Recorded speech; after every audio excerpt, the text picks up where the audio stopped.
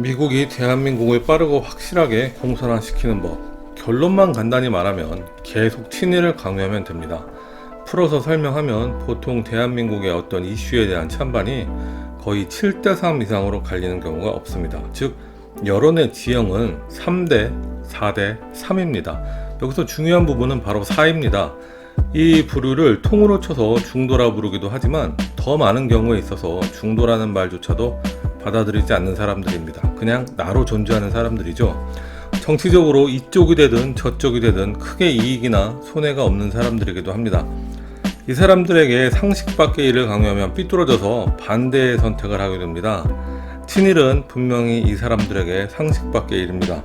우리의 헌법 전문에는 분명히 3.1운동으로 건립된 대한민국 임시정부의 법통을 계승한다고 나와 있는 것을 헌법을 아는 사람 중에 모르는 사람이 없습니다. 일본이 이 나라에서 물러갈 때 100년 뒤에 다시 오겠다고 했다 하며 그 단초로 독도에 대한 소유권을 주장하고 있습니다.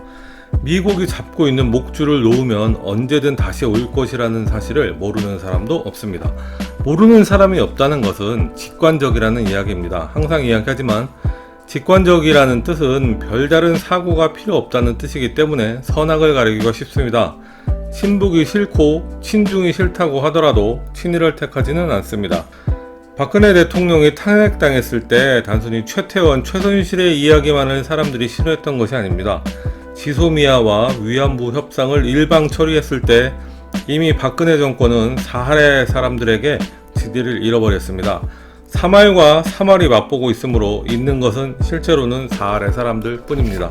미국이 이 사람들에게 흑백이 분명한 일을 강요하면 미국의 영향력이 줄어들기 마련이고 미국의 영향력이 줄어들면 그 힘의 공백을 중국이 차지할 것입니다.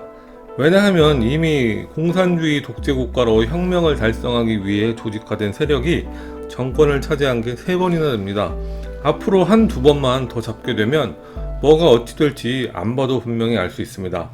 힘이 넘치면 대놓고 할 것이고 힘이 모자라면 법과 제도를 통해서 유사 공산주의 국가를 만들게 될 것입니다. 솔직히 미국은 진주만을 잊지 말자는 이야기를 걸핏하면 하면서 우리는 왜 쿨하게 과거를 잊고 친일을 해야 할까요? 그럴 이유가 없습니다. 미국이 대한민국을 컨트롤 하에 두고 싶다면 친일을 강요해서는 안 됩니다.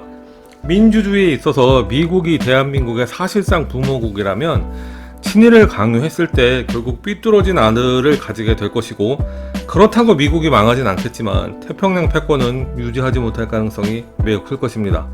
여담이지만 지금 포켓몬빵에 포켓몬 띠부시를 모으는 게 유행이라고 합니다. 유튜브 허팝 채널에서 159정을 다 모아서 팔려고 했었는데 원가가 68만 8,500원을 들였는데 70만원에도 팔리지 않았다고 하죠.